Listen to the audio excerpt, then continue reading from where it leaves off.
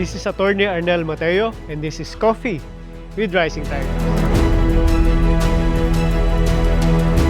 This is where ideas are shaped, stories are brewed, and conversations take place, one cup at a time.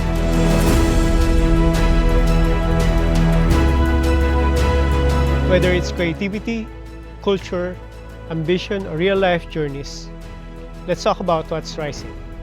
Let's get into today's conversation.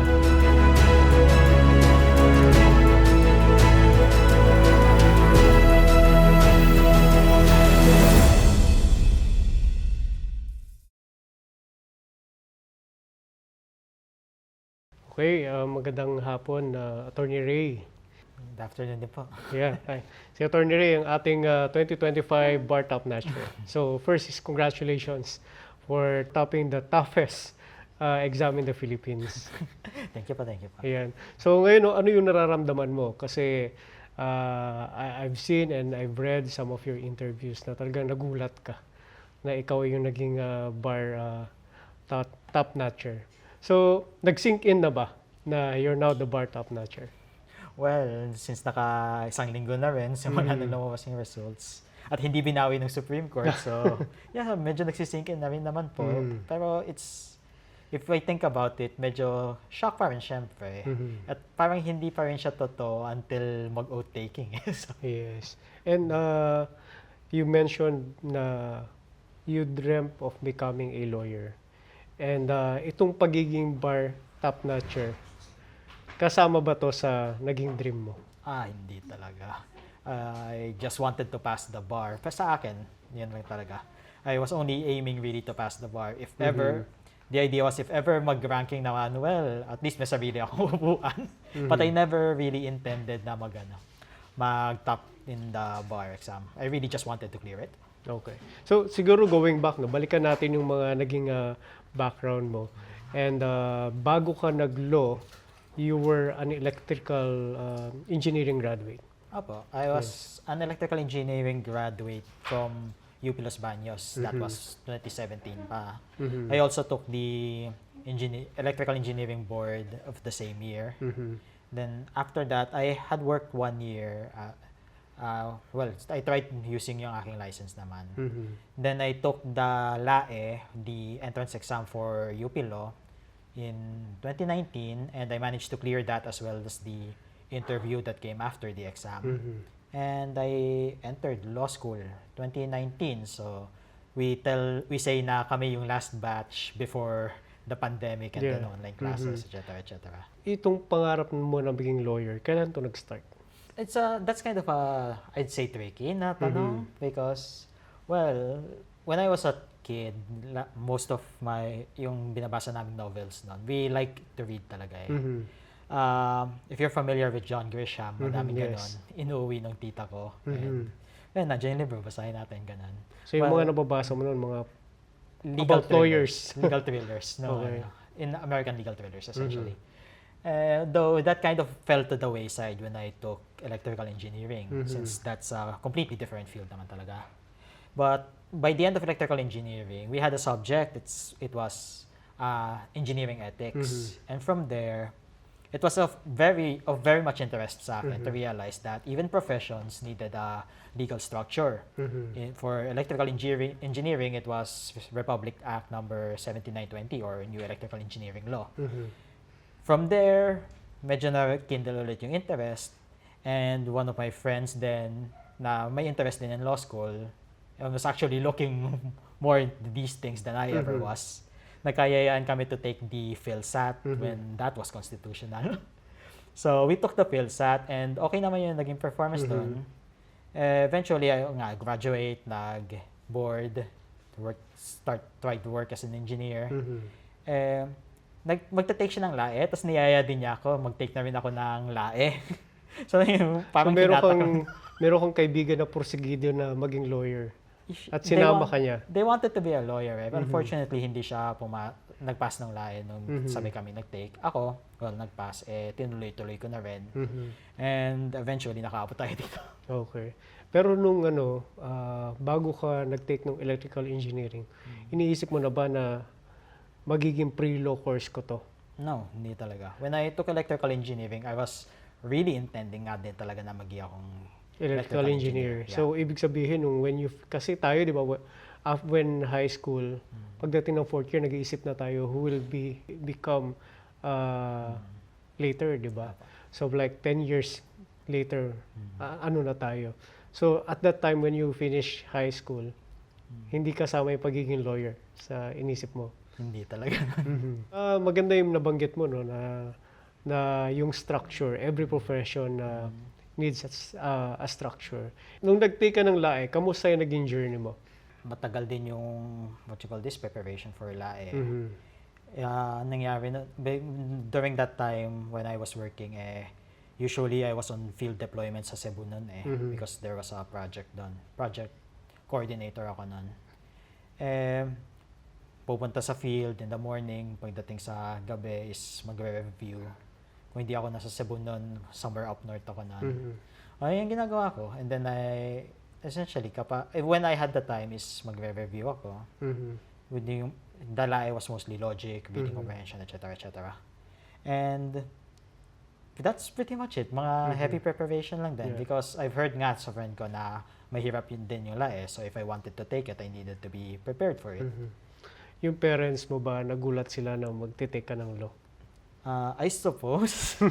Kasi professional na rin di ba? I already did the study for electrical engineering. I also already passed the board. Pero accepting naman din kasi they've always been telling us na we should pursue kung ano yung gusto namin. And at the time yun ang naging kong gusto. I wanted to take up law. So, okay na naman sa So, very supportive ang parents. very supportive. So, hindi ka dinaan sa Revalida. To ask you kung sigurado ako ba dyan. Hindi walang revalida. Sa law school na dumating revalida sa akin. Okay. So, when you entered law school, sabi nila, first year ang pinakamahirap. Diba? So, gaano ka-importante ang unang taon sa law school? It's very fundamental talaga. I mean, how do I say this? Kasi it's very different mula sa undergraduate studies mo. There's a certain expectation na rin sa'yo, especially kung evening class ka because the idea is you're juggling work and then studies in the evening. And especially pag law school pa, and ang traditional naman, medyo traditionalist ng UP, I suppose, na yung Socratic method ang ginagamit. So you're expected to have actually read lahat ng cases na i-recite yung ganun, and then gigisahin ka doon. We talked about it ng mga ka-block ko noon, evening class ng 2024. We said that there's a huge culture shock talaga pagpasok mo sa law school. Even if yung mga undergraduate mo is yung usual na pang law school, mga legal management, etc., is magugulat ka pa rin because iba yung intensity. Yeah. So it's the first time, I suppose, that you figure out for yourself kung ito ba ay para sa akin. So you get through that, it's a little easier. Pero mahirap pa rin talaga. So, nung naramdaman mo yung hirap ng first year, anong sinabi mo sa sarili mo? Tama ba itong pinasok ko? Fairly comfortable pa rin ako nun kahit mahirap because, it beats differential equations. I mean, it's one of the things naman din that kept me in law school. I found that I enjoyed it more kesa sa mga studies ko in electrical engineering. Na, kasi, engineering, math heavy. Ito is different, but to me at least, a good kind of different. Yes. You mentioned kanina na you were working and you're attending evening classes. So, paano mo nagawa yun na you're working at the same time you're studying law na sobrang hirap? Well, thinking about that, I remember yung sinabi sa amin nung aking criminal law professor noon. He was evening class din ng panahon niya. He told us, in evening class, 4 to 5 hours of sleep, it's actually a luxury. Across the years, totoo nga naman sinabi niya. So we work mula 8, sabi mo, hanggang, to me, until 3 p.m. Since understanding naman yung boss ko noon, since galing din siyang UP Law noon. Then I'd make the trip to Diliman from Makati, where I worked. And then mga 3 hours of classes. And after that, kailangan mong mag-review, mag-prepare, do digests, ganun, for the next day. And then, essentially nga, mga 4 or 5 hours na tulog kasi gigising ka mga 5 para mag-commute sa Maynila. And then we just kept doing that day by day. week by week. Sanayan lang, I guess. I mean, it takes a lot of commitment, pero you get into a certain schedule kasi. Yeah. And gaano katagal yung naging adjustment mo as a working student? I guess it helped kaunti na it was on the tail end na nung restrictions on the pandemic. Because yun nagsimula yung mga back to office na rin, di ba? So, there was, I don't know, ako nasanay na rin fairly quickly. Kasi we had some time to prepare. But of course, it's still a shock na yung tipo, you have to you realize na kailangan kong magising ng 4:30 para makaabot sa office ng mga 7 or 8. Ganun. Yeah, oo.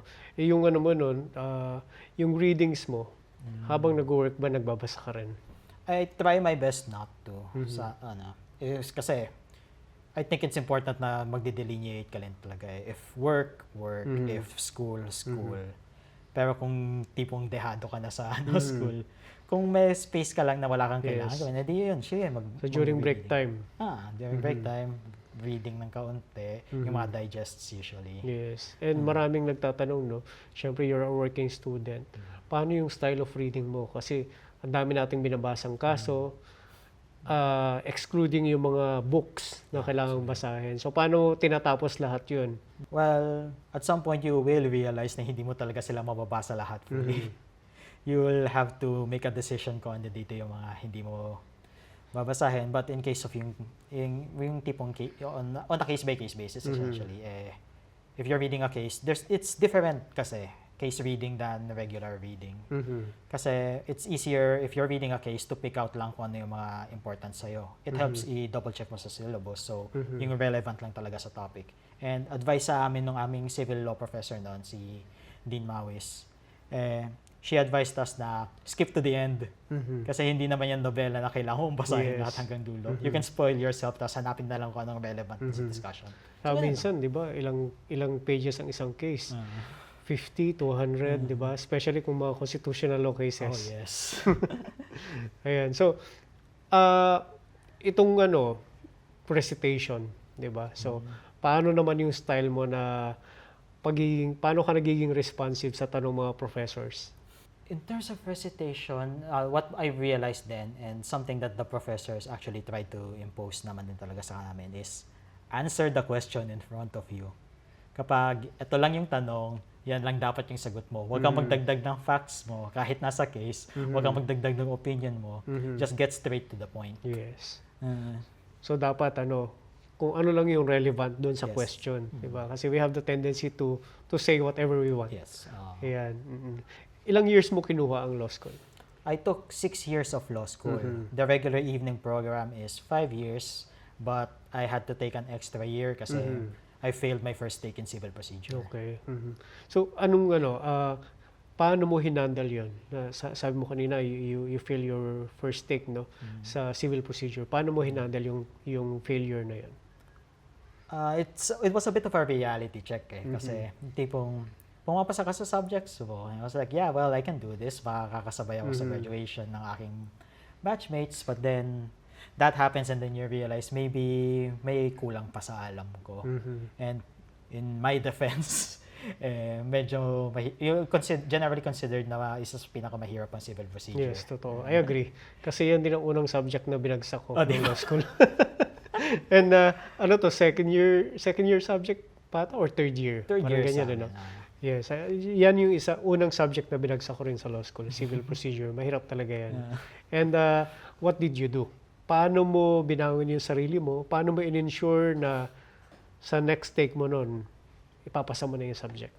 Iba na yung professor ko on the next take. So, apparently may policy kasi palang UP na ganon. But during that next take, I actually took it very seriously na. I realized that, at least specific sa civil procedure, you really have to move around lang dun sa actual text. So yun, dun ako nag-focus. I read specifically kung ano yung nakasulat in the rules of civil procedure. And yun nga, yung napag-usapan natin kanina on case reading is I try to apply that as much as possible. If I recall, I also been taking a lot of notes about it noon para mabilisan na lang reference. Essentially, I just really focused dun sa subject na yun. Yeah. And apparently naka-DOS pa rin ako doon kahit second week. Yun, good. Ngayon, ano dapat ba ang mindset ng mga nag-aaral ng law? Kasi lahat nung nagtitake ng law, coming from different backgrounds. And yung iba dyan, yung background nila is mga boss na sila, yung iba naman, fresh graduate, di ba? So pagdating mo sa law school, ano dapat yung mindset mo? I think you have to have the mindset na you do not know anything about this. Sure, meron kang possibly background knowledge, or depende kung ano yung naging mong experience, but pagdating mo doon, you're going to be discussing it intricately na kasi you're going to be focusing on the fine details. At yun ang, kaya ka nga nag-law school kasi hindi mo alam kung what's this about. So, take it in the idea na you're here to learn. Don't presume na alam mo na to. And keep your mind open because magbabago ng perspectives mo sa ganun. Tulad nga, sabi ko nga kanina is, ang pagkakaintindi ko lang dati sa engineering is, ito na siya, and then I realized na may structure siya, and then I realized na based pa rin pala yun sa Constitution, na Filipinos lang ang pwedeng maging professionals. It's like that, mag-expand yung iyong horizons, I suppose. Once you enter law school, any further education, I suppose. And you just have to keep in mind na madami ka pang kailangan matutunan. Yeah.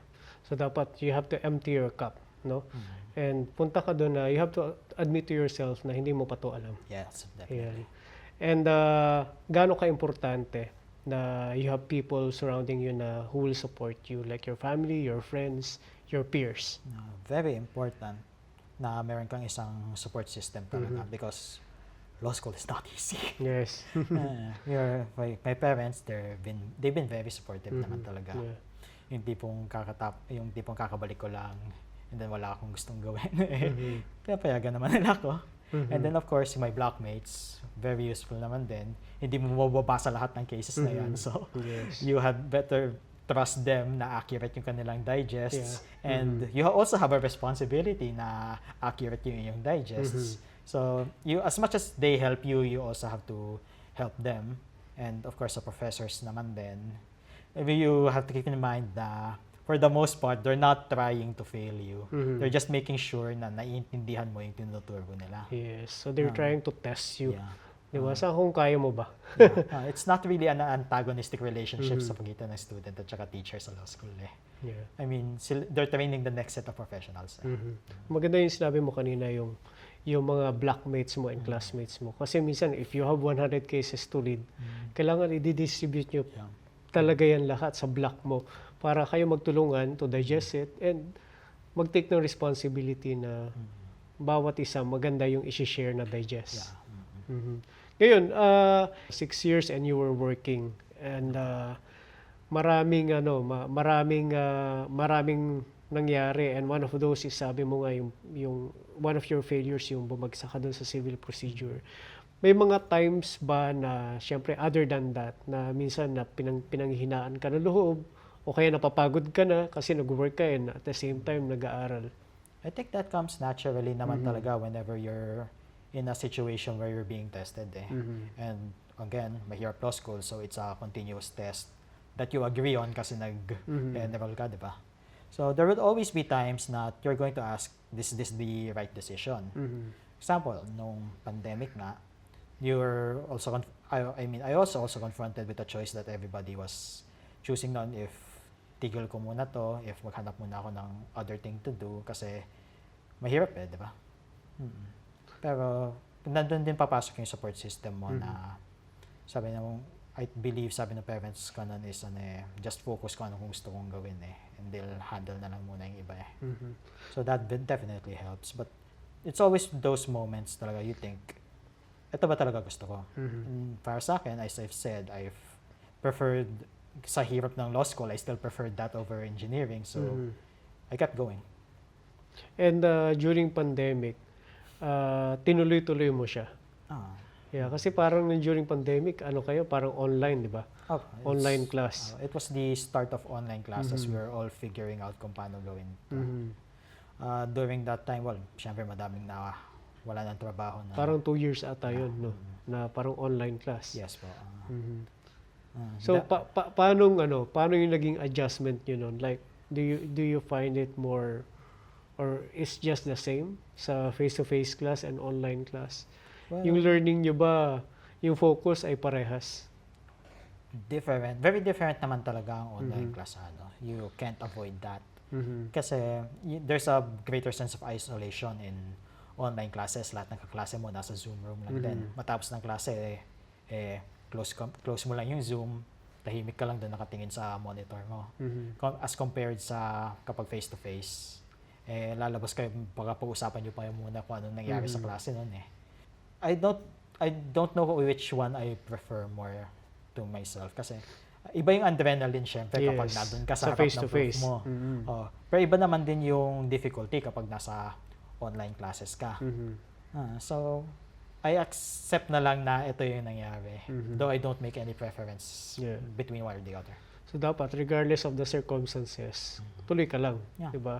Kasi yung iba, nung biglang nag-online, parang nawalan sila ng gana. Parang gusto nilang matapos muna yung pandemic. I mean, that's acceptable naman din eh. It boils down to individual preference Mhm. naman. Some people think na we learn better face-to-face. Some people would point out the convenience of online class kasi hindi mo kailangan pumunta. Mhm. But personally talaga, I don't want to make a saying na this is better than the other because very different ng how people learn essentially. So during law school, how do you keep yourself sane? Parang video games, a lot of Video games. Mostly. So yun ang break time mo. Pag Pretty much, napapagod ka na, video games. Mhm. Okay. Or sometimes if mga novels na nabasa ko na dati because at least those are familiar ground. Yeah. So kailangan sa sobrang dami ng binabasa at sobrang complicated ng mga cases, kailangan alam mo ring i-relax Yeah. yung mind mo. Kasi if you just keep going and going, mapapagod ka lang at kapag if you reach your breaking point, mas tatagal pa hinga mo. Mhm. Mas mababasag yung flow mo. Kung ganun. Yeah. And how do you inspire yourself? Pag may mga times na medyo nadadown ka sa law school. That's kind of a difficult question na rin, I suppose. Kasi, well, I went into law schools thinking I wanted to be a lawyer, di ba? And for the most part, what keeps me going is, well, this is still easier para sa akin kaysa sa electrical engineering. So, para na to. And I realized din na ang hirap maghanap ng trabaho habang law school ka tapos an engineering job. A lot of them is magpe-prefer na mag-focus ka sa engineering or masters na engineering. Pero this is the situation where I'm in na eh. So, medyo mahirap na mag-back out. So talagang desidido ka na kailangan tapusin na to, hindi pwedeng umalis dito. Being in a corner limits your options considerably. And sometimes, mas maganda yon kasi hindi mo na kailangan mag-isip. And during law school, ano yung mga different emotions na naramdaman mo? Lungkot, galit, kaba? Ano mga emosyon ang naramdaman mo? Definitely, yung mga yun, pagod, stress, nervousness, especially kapag especially kung yung recit round hindi mo sigurado kung ikaw matatawag tapos hindi mo nabasa yung case na discuss. Madaming ganun. It's always a mix of emotions pero it's about how you handle naman din talaga eh. Paano mo na-train yung sarili mo na maging kalmado and maging focus? It's a realization naman din which I suppose helps kasi evening students kami lahat for the most part nun that you take a bad recit, you take a bad exam, you take a bad quiz, that's for the day only. Sa sumunod na araw, may iba ka naman kailangan. Yes, move on. Yeah. I mean, you're free to commiserate about it, oo. Pero only up to a certain extent kasi bukas is may gagawin ka pa sa work, may iba ka pang babasahin. Essentially, temporary lang talaga yung mga naging issues mo. Ganun. And then do that this day and then the next day and then the next day. Eventually, matatapos kang law school. Yeah, so you really have to train yourself. So don't dwell, doon sa nararamdaman mo. Ayan. And when you finish your law school and you're about to take the bar exam during the review season, did you stay dun sa work mo or did you take a break muna, leave ka muna while reviewing? That's a funny story kasi well, as I've said earlier, yung boss ko is galing UP Law din. So, nearing yung end ng aking last semester, so mga February ng 2025, sabi niya sa akin, Jen, kasi Jen yung tao sa akin ng work na. It's like, Jen, magre-resign ka sa March. Siya na nagsabi. Kasi alam niya na kailangan mag-focus for the bar review. So sinabihan na niya ako, Jen, magre-resign ka sa March, di ako papayag na dire-diretso ka dito habang bar review. I was like, okay, sige po, sir. So I arranged na nun yung aking mga kailangan gawin. And then, after March is I've resigned from my work so I could focus na talaga sa law school doon. And yung April, May, June, July, August, sabi nga September na rin, yung first start ng September, yun lang talaga ginawa ko. Bar review lang talaga yan. Okay. And yung sa mga kapatid mo, kamusta sila, yung family mo, habang nag-aaral ka ng law school? Siyempre, mga nagtatanong din, yung tipong, ano na ginagawa mo dyan? Ako nagkikwento naman din, minsan when something unusual happens. Ganon. Pangalan na ito? Well, kasi hindi kami talagang, sabi mo nang maingay. Ganon. So, it's really just day-to-day naman din eh. There's a sense of normalcy naman talaga. Yeah, importante yun eh, na ako, nung nag-aaral akong law school, ayoko nang maingay. So, kailangan talaga yung environment mo will allow you and will give you the opportunity to study. Yan. And itong nag-review ka ng bar, did you enter a review center? And ano bang mga materials ang ginamit mo when you were preparing? Review center, I entered the UP Bar Review Institute. That's mismo in-house kasi yun. In-house, essentially, ng UP Law eh. And as for materials, mostly yung materials ng bar operations ng UP.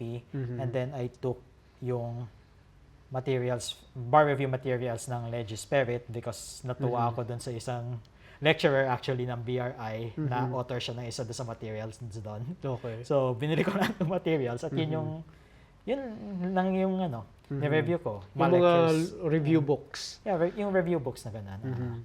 There's like, basta almost 9 ba yun or something? Kasi split na ito ang procedure, remedial. Yun lang talaga. Paulit-ulit lang yung, sinabihan naman din kami kasi na as much as possible, we minimize our review sources. Yes. Mas mabuti na in-depth mo silang mabasa kaysa madami kang mabasa na iba-iba. Yeah. So, yun ang ginawa ko. It's quality over quantity. Yung review ba, review proper, masasabi mo ba na mas madali siya kaysa nung naglo-law school ka? Ay, hindi. Because during bar review, you are responsible for yourself. At least kasi sa law school, may schedule ka. Alam mo na ito yung profs mo, ito yung gagawin mo for the day. Pero during review season, you're going to have to arrange your own schedule talaga. Yes. Saka limited time lang yun. Tapos bar exam na. Di ba? So, dapat yung time na yan, lahat aaralin mo eh. Di ba? So, paano mo in-strategize? Ano yung unang babasahin mo? Ano yung huli? Hanggang sa dumating yung bar exam. Sa akin, when I did my bar review, inuna ko lahat ng subjects na ayaw ko talaga. Okay. As I said, I was going to take these subjects habang yung tipong fresh pa ako, motivated pa ako, ganon. Para pagdating sa mga dulo, ito na yung mga preferred ko. So, I have additional incentive na basahin sila. So, mga inuna ko, tax, labor, ganon. Lahat ng mahirap. Well, mahirap kasi they're very esoteric naman din minsan. But ganon. So para para later on, kung kailangan mo silang balikan, may time ka pa. Yeah. Magandang strategy yun kasi hindi ka mauubusan ng oras. And itong time na nagre-review ka, paano mo inalagaan yung sarili mo? Kasi syempre, sobrang lapit ng bar exam. Hindi ka pwedeng magkasakit, hindi ka pwedeng mapagod. So paano mo inalagaan yung sarili mo? Well, sa akin, hindi naman talaga ako palabas ng bahay. So, firm lang talaga ako. Hindi ako talaga masyadong lumalabas noon. And I had a very consistent schedule naman noon. Usually, awake na by 6 a.m., ganon. Start na ng review ng 8. And then, laging consistent ang oras ng lunch, 12. Pati dinner, mga 6, 7, ganon. Then, if I had the energy to spare is review muna ulit ako ng 8 hanggang 10. If not, then pahinga na lang muna ako nun. Basta consistent ako na at least matapos ko yung buong araw na may review ako. And mga 10, maybe 11 at the latest is tulog na ulit to repeat yon. So, essentially, consistency lang dun sa day-to-day schedule ko nun. So, consistent ka, tapos yung time management and yung routine. Meron ka bang araw na hindi ka nagre-review? As much as possible, Sundays, hindi ako nagre-review nun. Buong araw, wala yan, pahinga. Pahinga talaga yan. So, yan yung time mo mag-video games. Yeah, pretty much. And do you still go out nung pag yung break time mo na Sunday? Hindi talaga ako palabas ng bahay. Mga friends mo, kasamahan mo sa review? Sinabi ko sa mga friends ko doon na mawawala ako ng ilang buwan. Okay. At saka yung mga kasamahan ko naman sa review nun is, nasa malayo sila, nasa probinsya din sila. So, pangalan na ito, mag-message na lang ganun. So, ano muna? Blackout. Blackout muna. Wala mo lang labas-labas, walang gimmick. Ayan. Well, to be fair, hindi naman ako masyadong lumalabas, so it's not really much of a difference para sa akin. Okay. And yan, during law school hanggang review, may mga nagtatanong, have you been into a relationship nung mga time na yan, nung nag-aaral ka? Hindi, kasi nag-aaral ako. Focus. Yeah. So talagang intentional na aral muna. Ayan. So, dun sa meron akong mga kaibigan na sa law school na in a relationship, may asawa. Ano yung mga nakikita mo na sitwasyon nila, challenges sila during law school? I don't know, oras lang talaga yung nagkikita kong issue nila eh. Then again, it's not really something that I paid attention to kasi wala naman akong kinalaman dyan. But usually it's a timing thing kasi malaking drag on your time ang law school. Yes. Yun lang talaga. Saka sabi nga nila, di ba, law school is a jealous mistress. Yes. So talagang kakainin niya yung oras mo. So kung meron kang asawa, may girlfriend, dapat yung mapipili mong partner, maintindihan yun. Na very jealous mistress ang law school. So especially, dehado pa sila eh. Magpa-family law ka eh. Ayan. And speaking of which, during law school, ano yung pinaka naging paborito mo dyan na subject? During law school, yung talagang favorite subject ko nun is intellectual property law. Intellectual property law. Trademarks, patents, copyright, yun. 3 intellectual property law courses ang tinake ko ng law school. So bakit ka nahilig doon sa intellectual property? Well, it throws back kasi to the fact na engineer ako eh. Usually around patents yun. Yes. And so that was something very technical, which is not something that you'd expect in law school. And I suppose you could say na rin na dahil mahilig ako sa reading novels, ganun, appreciating artwork, ganun. Kaya pasok yun sa copyright. So it's very interesting to follow yung change of ownership sa mga ganun, or yung extent of copyright protection. So those were things that were very interesting para sa akin, kaya yun nahilig ako talaga sa intellectual property. And during the bar exam, merong questions on intellectual property? May tanda akong isa, which I believe na natackle din sa main intellectual property class ko eh, yung tipong about importation ata yun eh. But nakita ko yun, I was like, well, this looks familiar. Yes, ganun talaga yun. Pag nagbabar exam ka, yung mga discussion yun nung law school sa class, maaalala mo eh. Biglang lilitaw na lang. Oo, so kailangan talaga your focus. Kasi kung wala kang ginawa nung law school, hindi mo yun maalala habang nagbabar exam. They say nga isa sa sayings ng law school is that preparing for the bar exam starts at your first year. Pero syempre, pag first year ka, di mo maiisip yun. Pag nasa bar review ko na yung tipong, dapat sineryoso ko na ito no first year pa. Yes. Totoo yan. And during the bar exam, habang sumasagot ka ng tanong, pagka basa mo ng questionnaire, anong naging strategy mo? After reading the first question, did you answer immediately or Hindi. ano naging strategy mo? Nung we were using Examplify, I believe, nung bar exam doon. So, ginawa ko muna, pinasadahan ko lahat ng questions to see kung ano yung meron akong, parang sabi mo ng instinctive answer. So, pinasadahan ko muna silang lahat. And then, dun sa mga sure ako, I started with those. But throughout the entire bar, I was remembering yung sinabi sa amin nung isang reviewer namin sa BRI, si Attorney Luanzon. She told us noon sa lecture is, all of the bar questions are leading questions. So yung sagot dyan is yung sagot sa tanong is within the question itself. If you can find that thread, masasagutan mo yung tanong. So yun din iniisip ko, despite kung kaano ka complicated yung sagot, yung tanong, sorry, I was thinking, there is a trick to this question. All I have to do is to apply kung anong inaral ko to find that trick and to answer appropriately. And paano ka sumagot? Maiksi? How many sentences? Well, advice nga diba nila is to keep it short. And I remember looking at the character count sa Examplify, and in all of my questions across 3 days of bar exam, I don't think I breached 2,000 characters dun sa mga It's always, as much as possible, iniiksian ko kasi I remember, yung sabi nila sa review is using ALAC method na mga 5 sentences, ganun. Sometimes I just answered with 3 sentences at the minimum, ganun. But just enough na masagot yung tanong without too much detail or elaboration. Yeah. Direct lang, direct to the point, no? Nasaan ka nung lumabas yung results ng bar? That's the common, well, I believe na kwento na to, but let's go over it again. During the day of the bar, I intentionally cut myself off from the internet. I said to my parents then, I said na I want to take the news at my own pace. So, nagpatay ako ng internet. I went to UP Los Baños. So, wala ka sa bahay? Wala ako sa bahay. Okay. I went to UP Los Baños. At nanood ako ng oras lang nun.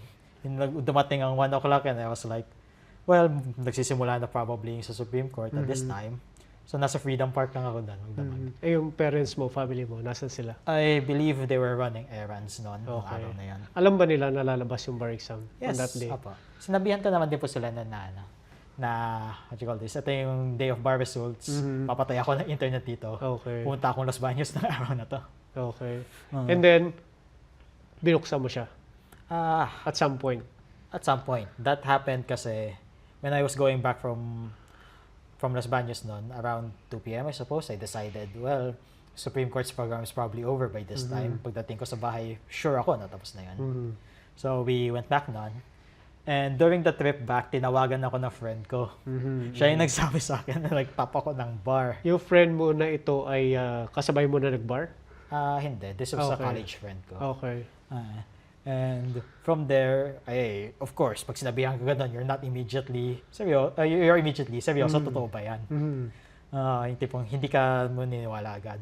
At that point, I said, well, may spoiler na so bukas ako ng internet, go to the Supreme Court's website, tapos nakita ko nga, doon sa list nila of top 20 examinees. Ikaw yung top 1. Ayun nga yun, I was like, wala na akong masabi nun. That was just shock. Yun. Yeah. So, syempre yung tanong diyan, ano yung naging reason na ikaw yung naging number 1? Honestly, I would say it's just about as much as random chance at saka sa mga sagot namin Kasi if you look at the difference between top 1 and top 2, that's like 0.2375 if I recall my math correctly. That's 1 point in any of the 20 questions in any of the 6 exams. It could just have been yung top 2 ang top 1 at ako ang top 2. Yes. So, I guess nasa maybe word choice, nasa examiner, sa interpretation niya ng sagot namin. Yeah. Really, it's such a razor-thin margin talaga. And nung time na yun, ano yung naramdaman mo maliban sa shock? Honestly, yun lang. Meron bang yung parang huminto ang mundo sa kapaligiran mo? Wala naman talaga. Or nanlamig ka or nanigas? Kung sabihin mong na-freeze ako dahil sa shock, then yes, again, na-freeze ako dahil sa shock. It was one of my siblings, yung sumunod sa akin, that told me, you do realize na ang ibig sabihin yan, ang daming maghahanap sa'yo. So like, oh God, so nga no. So, yung family mo, yung parents mo, nalaman ba nila na mas maaga yung results? My mom was telling me nga na they were still apparently watching yung yung live stream ng Supreme Court. Okay. So they found out before me. Pero as I've said nga na I didn't really want to hear news about it. Hindi nila sinabi sa akin. Okay. Medyo disappointed lang sila na na-spoil na pala ako ng friend ko. Pero bakit mo pinili na i-cut off yung information, yung internet mo, pinili mo pumunta sa UP Los Baños? Bakit? Honestly, because I didn't want to deal with it. Kasi sabi nga, well, sinabi naman na after nung bar, wala na yun sa amin. And it's entirely in the examiners na. So, I said there was no use worrying about this. So, I just put it out of my mind dun sa entire time. Up until talaga dun sa result day. Kasi, what happens will happen talaga yun. Anong nararamdaman mo nung habang nasa UP Los Baños ka? Kaba? Or were you thinking na papasaba ako? Wala. I mean, I wasn't thinking of the bar at all. I was just happy na bumalik ako sa UP Los Baños. Okay. Kita ko yung Carrillion, naglalakad sa Freedom Park, lunch ako doon, mga ganun. I was literally, the only time I thought about the bar is na mag-aalauna na. And that was only to recognize na magsisimula na yung program ng Supreme Court. Okay. And meron ka bang pakiramdam kung ano yung magiging resulta? I still thought that it would go either way during the rare times that I think about it. Kasi after nung third day ng bar, after ko i-submit yung aking remedial law exam, I was reviewing, iniisip mo pa rin kung ano yung nangyari. And I was like, I'm reasonably certain na okay naman ako 50% dun sa ano. Na okay yung mga sagot? Dun sa all 6 exams, I can reasonably reach 50%. Yung tanong na lang is if I were good enough to reach 75% overall. Yun lang talaga. Pass or fail, mangyayari yun kung mangyayari yun. Pero yun lang yung aking ano. I mean, like, 1 out of 2 is ano. Okay naman ako sa sagot. Pero okay ba ako sa 3 out of 4? Ganun. Bago lumabas yung results, piniprepare mo ba yung sarili mo sa ano mang pwede mangyari? Pumasa, bumagsak? Mentally, well, oo, syempre. Pero ano, pangalan ito, it's not yung tipong nagpo-focus kang gano'n na yung tipong sasabi mo sa sarili mo. I'm like, nasa examiners nga naman talaga yan eh. If they think na worthy ako to join the profession, edi sige. Kung hindi, well, I'll just have to do this all over again. Not looking forward to that, pero yun ang kailangan kong gawin eh. Yun lang, pangalan ito. It's essentially, everything will be settled by January 7. And January 7 will determine what I will be doing for the rest of the year. Yun lang. Yeah. Pag-uwi mo ng bahay, ano sabi ng family mo sa'yo? Siyempre, shocked din sila.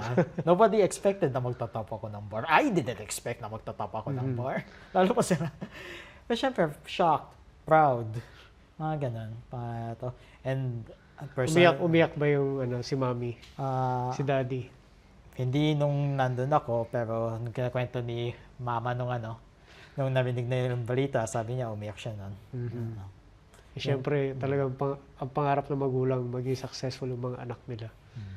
Yeah. And you made them very proud. Not only them, but also your kapatid mo, school, di ba? Ayan. And kamusta sa school? Nakakalula yung attention. We had a testimonial noon at kakaiba na ikaw yung center of attention. Hindi ako sanay talaga. I was telling simula nung Wednesday yon, Thursday, Friday, it was just really a lot para sa akin. Around Thursday, I believe, minsan sumasama pakiramdam ko. Friday, I had a migraine the entire day. Kasi paulit-ulit laging may either message, may kita mo sarili mo on social media. Yes. It's exhausting talaga. So, anong ngayon? Ano yung plans mo? Will you enter corporate world or the litigation world? For me, I'm really keeping my options open naman talaga ngayon. Because, ang interest ko is, as I said nga, intellectual property. Also done corporate work naman nung paralegal ako. So, I could fit there. Pero, who knows? Baka magbago kasi yung interest eh. Yun din talaga eh. And of course, teaching. Yeah, pwede din. Open ka rin to teach. But if teaching is, I'd rather have more experience. Because if there's something I realized sa mga profs ko nun, it helps a lot sa kanila, at least in this profession, na you've had practical experience para i-push through yung conceptuals na tinuturo mo. A lot of the time nung teaching nun is they refer to cases they've handled. Ganun. And I find that very useful eh. It gives a practical sense dun sa tinuturo. Yeah. So parang mas nakikita nila in real life. Ito talaga yung nangyayari. And yung attention na nare-receive mo ngayon, asahan mo na marami pa yan, di ba? Until mag-take kayo ng oath. Sana. Di ba? And right now, di ba, tayo mga lawyers, ano ngayon yung role natin sa society sa mga situations na pinagdadaanan ng bansa natin, yung whether political and social and economic. Ano yung sa tingin mo ang dapat maging role natin as lawyers? I suppose that's a difficult question din, no? But at least para sa akin, there's a sense na ang isang lawyer is medyo moral role model kasi siya, at least in my perspective, since we all swear an oath to uphold the dignity of the profession, to uphold the law and the Constitution. And kasama na rin doon yung pagiging accurate sa statements mo, ma-discerning kung ano yung sinasabi mo, and especially ngayon na medyo mas rampant ang, I suppose, disinformation and ease of manipulation of information, I suppose lawyers would have an added responsibility to be as truthful as they can be. Since, we swore an oath I will be swearing an oath. Yeah. And will be expected to adhere to that to the best of my ability talaga. So, tell the truth, be careful sa iyong statements, but still adhere to the oaths that you'll be swearing. Yes. So we have to keep that integrity and morality as a lawyer. And any plans to enter the government or to be a politician? Politician, gods, no, I do not want to be a politician. I've seen what those people are up to. But government in general, I suppose it's on the table. I took an externship kasi nun for my clinical legal education with the Office of the Solicitor General nun. And I was doing day-to-day stuff nun sa mga, appeals, ganon. And okay naman yon, so that's an option. As I've said, I'm keeping my options open naman talaga. And lessons. So what are your lessons na pwede mong i-share sa law school, sa review, and now that you're already a lawyer? A lot of it is an endurance game. Suppose, the bar itself is an endurance game. Isang 1 week of probably some of the most intense examinations that you'll ever take, and then yung months prior that of studying review, and even before that yung law school. I believe I've said this in a few interviews na rin but it's not all about intelligence, it's about grit, it's about your determination, it's about being able to take a setback, repeated setbacks, and being able to get back up and do it all over again. It's not always about who's the smartest, not even who can last the longest, but it's a mix of all of those. You can't just rely on one or the other. You have to be very well-rounded doon. And keep in mind na failure wouldn't be the end of it all, because sometimes it gives you a time to pause, decide ito nga ba ang kailangan ang gusto kong gawin.